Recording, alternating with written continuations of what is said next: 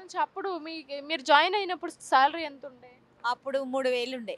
3000కి 3000 అప్పుడు స్టార్టింగ్‌లా 3000 నుంచి చేసుకుంటూ వచ్చినాము. ఇప్పుడు 17,500 ఇస్తున్నారు. ఈఎస్ఐ కట్ అవుతుంది. ఇక చేతికి 13,000 14,000 వస్తుంది. మళ్ళీ దాంట్లో లీవులు పెడితే దానికి కూడా కట్ అయిపోతాయి. మేము డ్యూటీ చేస్తేనే మాకు జీతం వస్తుంది. మేము డ్యూటీ చేయకపోతే జీతం రాదు. అదేడ సరిపోతుంది మేడం, ఇద్దరు పిల్లల్ని చదివించుకొని కిరాయి కట్టుకొని బతకాలంటే సరిపోతలేదు కదా.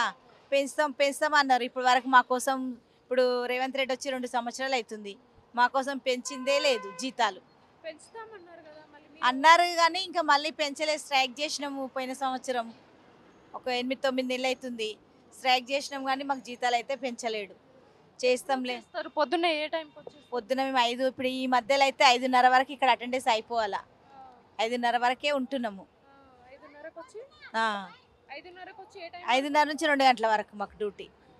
2007 నుంచి చేస్తున్నాం. అప్పుడు జీతం ఎంత ఉండే అమ్మ? 1800 ఉండే. 1800? 2007లో.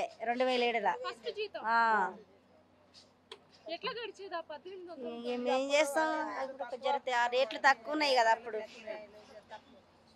రేట్లు తక్కువ ఉండే కదా మేడం అప్పుడు.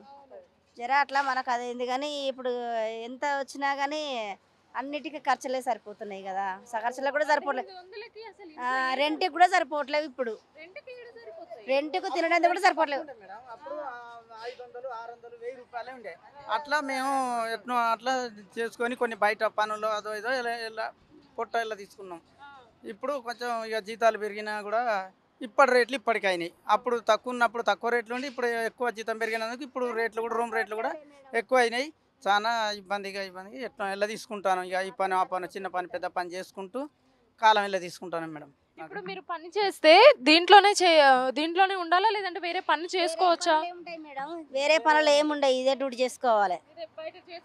బయట ఇంకెక్కడ ఉంటుంది. మాకు 2 గంటల దాకా సరిపోతుంది. 2 గంటల వరకు ఇంటికి వెళ్ళిపోతారకే 2-2:30 అవుతుంది. ఇక ఇంట్లో పనులు, పిల్లల్ని పొద్దుగాల వదిలిపెట్టేసి వస్తాం కదా మేడం. ఇంటికి పోతే ఇంట్లో పనులు ఉంటాయి. పొద్దుగాల ఇప్పుడు మేము 5 గంటలకే బయలుదేరి వచ్చేస్తాం. మాకు డ్యూటీ అయిపోయేసరికి 1:30 అవుతుంది. ఇప్పుడు ఎంత వస్తున్నాయి జీతం? ఇప్పుడు ఆ మేడం మాకు 15,000 వస్తాయి. పొద్దున 5 గంటలకు వస్తాం, 2 గంటల వరకు వెళ్ళిపోతాం. ఇప్పుడు ఇక్కడ కాకుండా ఏ ఏరియాలో మీరు పని చేస్తా ఉంటారు? బోరబండ్లో చేస్తాం మేడం, మోతనగర్. ఇక్కడ డ్యూటీలు పడ్డాయి కాబట్టి చెరువు ఇక్కడ గణేష్లో ఇప్పుడు నిమజ్జనం కాబట్టి డ్యూటీలు ఇక్కడ పడ్డాయి కాబట్టి ఇక్కడికి వచ్చేసినాం.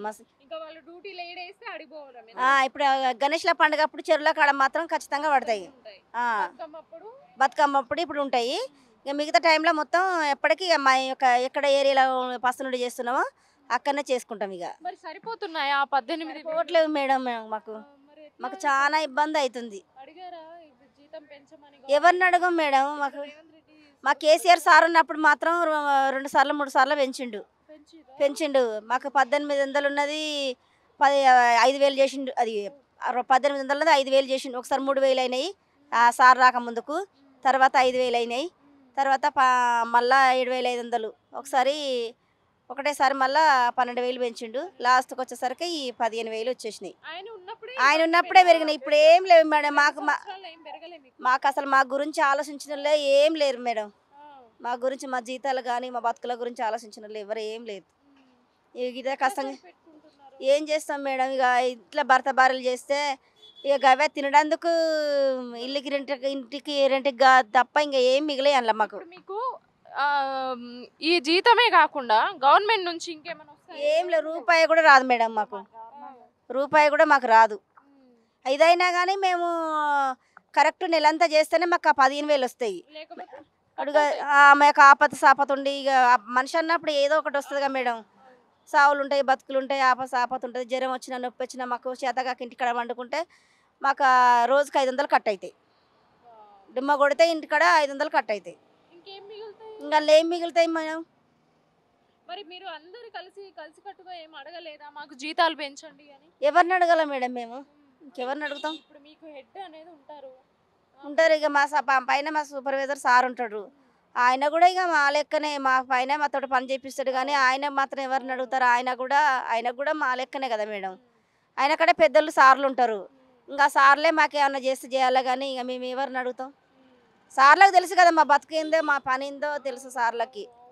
ఏ పని అయినా ఎంత గలీజు ఉన్నా ఇప్పుడు మీరు చెయ్యాలి కదా మేడం, తప్పదు. బతుకు తెరువు కోసం ఇక ఎంత గలీజు ఉన్నా ఏం చేసినా మేము చేయం తప్పది. కుక్క తెచ్చినా నక్క తెచ్చినా పిల్లలు తెచ్చినా ఇలకలు తెచ్చినా అన్ని మేమే తీసేసుకోవాలి కదా మేడం. మేము లేకపోతే అంత గలీజ్ అవుతుంది కదా ఏరియాలో. ఎక్కువ ఎప్పుడు ఇబ్బంది అవుతుంది మీకు అంటే వానాకాలమా ఎండాకాలం ఎప్పుడు ఎక్కువ ఇబ్బందిగా? మాకు వర్షాకాలం ఇబ్బంది అవుతుంది మేడం. అవును. వర్షాకాలము అంతా వర్షాలు కొట్టి ఇబ్బంది అవుతుంది. మళ్ళా చెట్లు కొట్టేస్తారు. అవును. ఇక ఒకటి ఒకటి వర్షాలకు అంతా చనిపోతాయి కదా. ఒకటి ఒకటి మేమే తీయాలి. ఇబ్బంది అవుతుంది, చాలా ఇబ్బంది అవుతుంది. పొద్దుగాల ఇక పిల్ల 5ంటికే వస్తారు అని అంటే పొద్దున ఏ టైంకి లేచి? మేము 3:30 అట్లా లేస్తాం మేడం. లేచి ఇక మేంత వండుకొని బాక్స్ పెట్టుకొని పిల్లలకు వండి రావాలి కదా మేడం. ఇంటికాడ పిల్లలు మాత్రం ఏం తింటారు? ఇంత లేచి ఇంత వంట చేసుకొని మేము బాక్సులలో పెట్టుకొని వచ్చేస్తాం. ఇప్పుడు మీరు ఈ ఏజ్ లో కూడా మీరు ఇంత కష్టపడుతున్నారు. మీకు ఏం అసలు ఏం అనుభవం చేయాలి ఏం చేస్తాం, తప్పదు కదా ఎట్లా డ్యూటీ. ఇప్పుడు అంటే బీఆర్ఎస్ ఉన్నప్పుడు బాగుందా ఇప్పుడు కాంగ్రెస్ వచ్చినాక బాగుందా? మాకైతే మాకు మాకు కేసీఆర్ సార్ ఉన్నప్పుడు మంచిగా ఉంది. కొంచెం పెరిగినాయి. మాకు ఆ సార్ మాకు మంచిగా చేసిండు మేడం. అవును. మాకు మంచిగా జీతాలు పెంచిండు. మాకు కేసీఆర్ కిట్ అని సబ్బులు నూనెలు ఆ సారే ఇచ్చిండు. సెపరేట్ కూడా వచ్చాయి. సార్ పంపించిండు. కరోనా టైం అప్పటి నుంచి పంపించిండు మేడం మాకు. కేసీఆర్ సార్ మాకు పంపించిండు. ఓకే.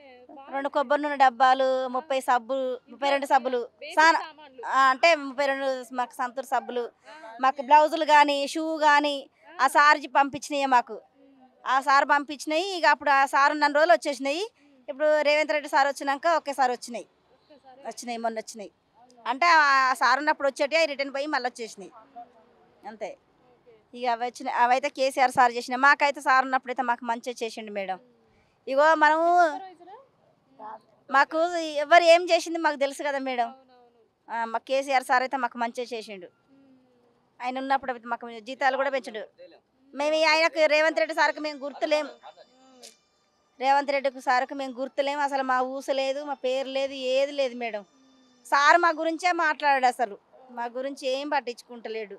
మేము ఎదురు చూస్తూనే ఉన్నాం. కొత్త ప్రభుత్వం వచ్చింది కదా, రేవంత్ రెడ్డి సార్ అన్న మా గురించి ఆలోచిస్తాడేమో, మాకు ఇంత జీతాలు పెంచుతాడు.